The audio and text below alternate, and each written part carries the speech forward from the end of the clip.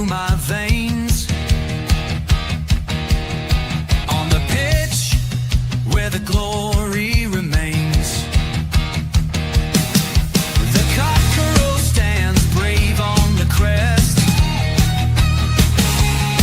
North London pride, this ain't no jest. From lane to the new shining ground, echo chants where the legends are found. Heroes carved in the heart of time, we march on through grit and grime.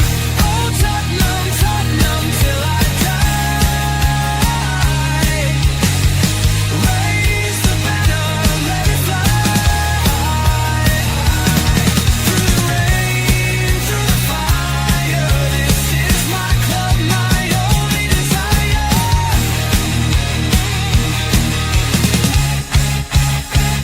Oh Tottenham, Tottenham till I die. Raise the banner, let it fly. Through the rain, through the fire, this is my club, my only desire. Echoes of King and Greaves in the air. Every goal, the sound declares. Heartbeats pound like a drummer's song, marching forward, fierce and strong. We're the ones who rise in the clash. Numbers running in a white shirt dash. History burns in a roaring crowd. Every game we scream it loud. Oh, I'm Tottenham, Tottenham till I die. Raise the banner, let it fly. Through the rain, through the fire, this is my club, my only desire.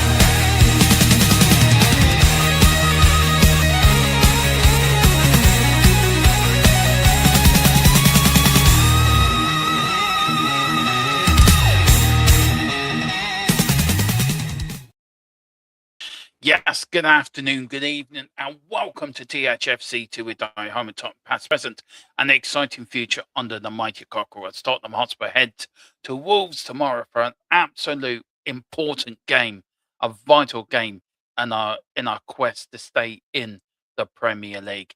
And of course, we are going to cover today De Zerbi's third press conference. And I tell you, every time I watch this manager, he gets me more and more pumped every time, because I think he's the right man in the right period for Tottenham Hotspur Football Club. I know I said at the time that it was a marriage of convenience and it could well end in tears. Well, do you know what? If he keeps us up, I tell you what, he'll be an absolute genius. But do you know, we do have issues. We do have players out injured. We do have players that haven't been performing. But if some of them players that played against Brighton can continue some of their good form into the Wolves game tomorrow. And don't forget, Wolves are already relegated. But I don't think he did say at the press conference that Wolves will be hungry to end their Premier League run on a high. But let's get into it, and big up to everyone. So if you are watching, please hit the like button, please hit the subscribe button as well. Put your comments in as well. Let me know what you think of his press conference. Let me know what you think of De Zerbi so far. Are you happy with what you've seen, or do you think he's for the short term, or do you think he will be here for the full 5 years of his contract? Let me know what you think. Well, we're going to start off with the normal. How is the squad? He was asked, injury wise, anyone coming back? Is there a problem with Destiny? He went, yeah, Destiny's had a muscular problem. I think he can't play tomorrow. I'm sorry, because he played a great first half, the second half as well, but the first one was great. But we have Spence. Sousa is available to come with us. I didn't even know Sousa was injured. I mean, they kept that one quiet. Comes with us. It's not a big problem. I hope your doggy can be available next week at Villa Park. So, look, we knew there'd be some injuries, but your doggy's a new one. But this has been your doggy all the way through his Tottenham career, hasn't it? It's always been marred by injury, or he does come back and then he gets injured again. And he comes back and he gets injured again. So maybe in the summer, I think we do have to look for a left back. And with the potential signing of Andy Robinson from Liverpool as well, and have your doggy as the backup, I think that might work better. But I feel sorry for your doggy because I think he is a better player on the left than Spence. And look, I I like Jed Spence, but I don't trust him on the left side. He's more of he is a right-sided player. He is a right back, a right wing back, whatever you want to call them. But for me, I just think we're going to miss him tomorrow because Jed Spence on that left is going to get destroyed just a tad. But look, it is what it is. But look, we know who's fit, we know who's not fit, so we just have to get on with it now and move on and get the 3 points tomorrow. He was asked about James Madison. Was James Madison available to play against Brighton? He says no, and it will be the same tomorrow as well. Look, very quickly, my thoughts on James Madison. I think it's a good idea having him within the squad, having him on the bench. He is in the leadership group. He's one of the vice captains. So you need that player around there. You need that player who's a bit of he brings a good feel factor, I think, to the group. And I think it's right to have him there. So I've got no problem of De Zerbi doing that. He says, no, he's not available yet, especially this week. He felt pain, but it's not such an important problem. Tomorrow he'll come with us on the match because it's important if he plays or not. It doesn't matter. It's better if he plays for sure. But also as a guy, as a leader, as a positive guy inside my dressing room, I want to see nice people and positive people. It's important also for his teammates. And I think that's a good thing as well. James Madison does bring that sort of good, sort of, how can I put it? He's the lad that you want to go down to the pub with. Do you know what I mean? You would go out for a drink with him. You go out on a pub crawl with. He'd be the Jack, the lad. He'd be the sort of the comedian, the clown to really lift everyone's spirits. And I think it's important to have that in there, especially at the moment. There's been too much doom and gloom around this in that dressing room, and I think you need them players in there just to liven it up a little bit, just to pick up the players that need picking up, or have a talk to a player that's probably had a slightly bad first half and put an arm around them. Maybe do a bit of the work for the manager while he's concentrating on sorting the 11 out. Maybe James Madden's in there, put his arm around the shoulder of some of the players. Come on now, we can do this. Come on. You're better than this. I know you're better than this. And I think it helps the Zerbi as well. So I think it's all mental, isn't it? It's all about mental attitude. Um, there's only so much training you can do. And really, we won't see the full De Zerbi ball until next season. And I think he will, once he gets a full preseason in, and then plus the preseason games, I think by the start of next season, we will see full De Zerbi ball. So I think between now and the end of the season, it's about, right, implement some of my tactics, but also make sure I have the right group around me.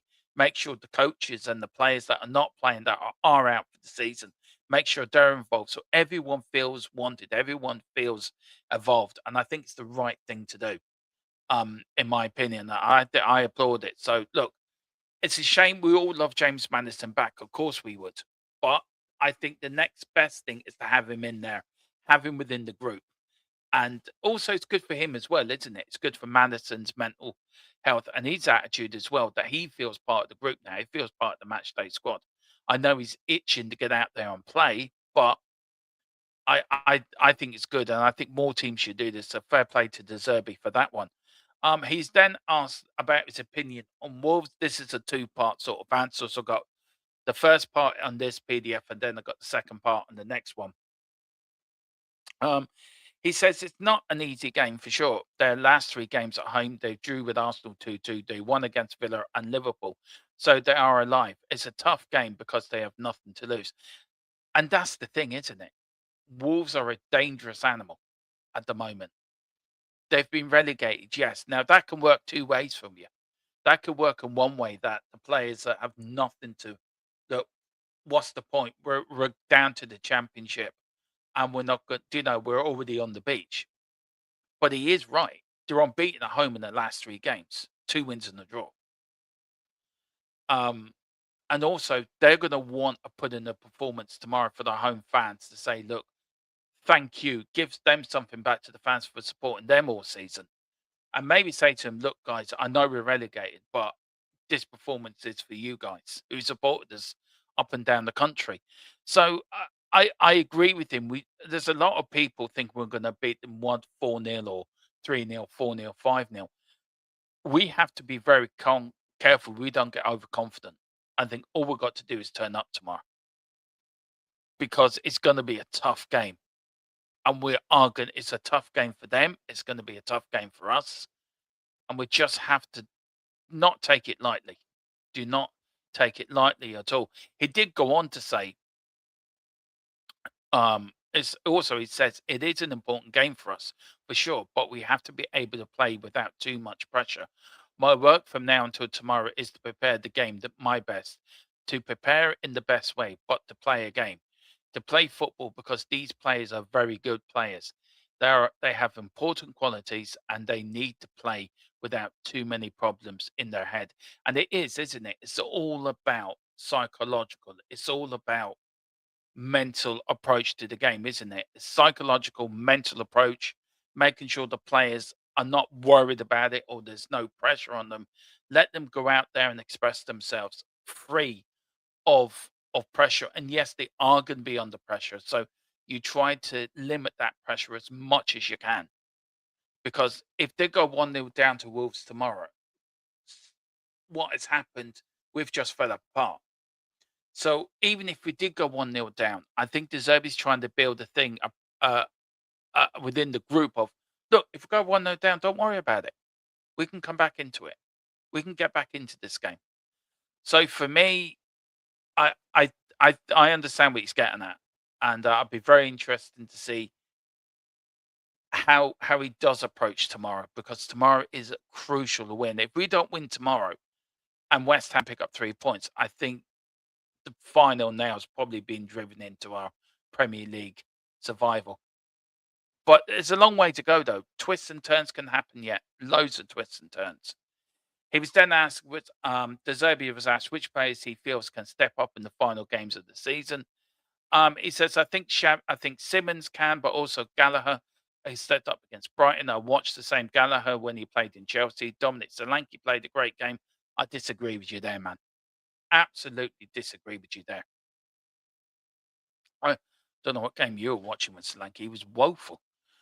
Mickey van der Ven. I don't know what was the problem, but everyone knows my opinion about him. Pedro Porro scored a goal, but he played an important game. He did go on to say as well, your doggy, Kevin Danso, I think maybe he can improve his confidence, not his attitude, because he's a good guy.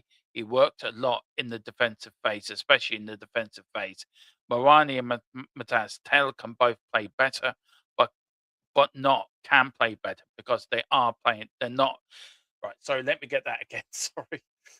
Especially in the defensive phase, Morani and Tell can both play better. Just let me check. I do know what I should have checked this earlier. No, it's okay. My work's fine. Because they're playing. No, oh yeah, I know, but not can play better because they are playing bad, but because they have a big talent, and I want to see all the talent on the pitch. And I think he's saying to the players, right, it's down to you now. I can only do so much. I can only take you to the well. It's down to you to go and drink the water. And I think he's right to say that. And I think he's right to sort of put the players right. If you can put in a good performance against Brighton, then I expect you to go out and do that again. To his comment when he said after the game last week, I think we can win 5 out of 5. And he was trying not to be arrogant, but I think he's saying to the players, well, look, if you can put in performance like that, there's nothing to stop you doing it again and putting another performance in like we did against Brighton again and get the win. And I think once we do get the win, I think it's going to be very, very important, because then that might be the shot in the arm we need to get ourselves out of problems. But players like Morani hasn't played well. Matthias Tell, I think, is trying, but he hasn't played well. They've all got to turn up tomorrow. They've all got to turn up. He was asked about Kevin Danso's racial abuse, and look, firstly, I think it's disgusting that these players look. He made a mistake, and we all make mistakes in life. We all make mistakes in our own lives, in our jobs, or whatever. Nobody's perfect. So he made a mistake. But I think personally, I think it's disgusting and it was uncalled for. And I think these people that do this, I hope they get arrested. I hope they get the book thrown at them. But again, social media needs to do a hell of a lot more than what they're doing. And I just feel that Tottenham put out a statement. The Premier League put out a statement. Tottenham players were wearing shirts today and training Spurs against racism, doing everything we can to put across that this is not acceptable in our sport. This is not acceptable in life in general. Everyone's a human being at the end of the day, white, black, pink, whatever. And and these people that sit behind keyboards, sit probably got nothing better to do than to say, "Oh, I'm going to do this." They should be arrested and put in prison or whatever. It's not acceptable. And I think any decent human being felt for Danso last week. And I just feel social media have to do a hell of a lot more than what they're doing. They have to crack down on this more. And we see what happens.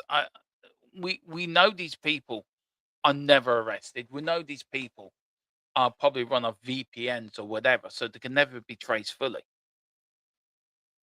But you another human being, just because he made a mistake and the abuse he got is unacceptable. And I I felt for him. I really felt for Danso last week. Look, when he did mistake, I reacted in the watch along. I went, "You stupid idiot. Why did you not whack it out?" But then you calm down and you say things in emotion, but there's ways of saying it. There's ways of putting it across. But to go to the gutter, to go to down to that gutter level of racially abusing a player, it's not right. It really isn't. And very much what De Zerbi said. He said I was very annoyed by the racial insult towards Kevin, but he has to be calm. I'm proud for him. He played a fantastic game. He did play well last week, by bar one mistake. Not a good game, a fantastic game. It was not important for the result, but I don't consider one mistake so important. I consider the attitude, I consider the behavior on the pitch, the quality in which he played that game, the personality why he played that game. He will be here next season because he's a good guy. He's a very good player. And every one of us is lucky to work with him. And I think that's great. And big up to De Zerbi for doing that. And that was sort of about it. He was asked about Kulu, and he's just let me get what he said about Kulu, because he did say something nice about Kulu. And I wanted to say, I didn't put it into a PDF, but I did want to um say it. So hang on, here we go. Tottenham's new website's bloody dreadful, by the way. Absolutely dreadful. Right, so where was it? Oh yeah. On Kulu's situation, he said, "I'm sorry for him because he was one of my perfect players. He is a very specific player for me, like Kudos, like Romero. But I hope for him he can play in the World Cup, because the World Cup for a player is the moment. It is the best period of the career, but I don't know the situation very well." And that's the thing, isn't it? Have we seen the last of Kulu? Um, I was at that game where he did.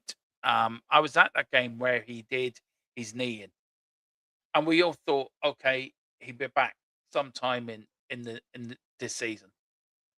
But nobody expected him. He's been out now for nearly a year.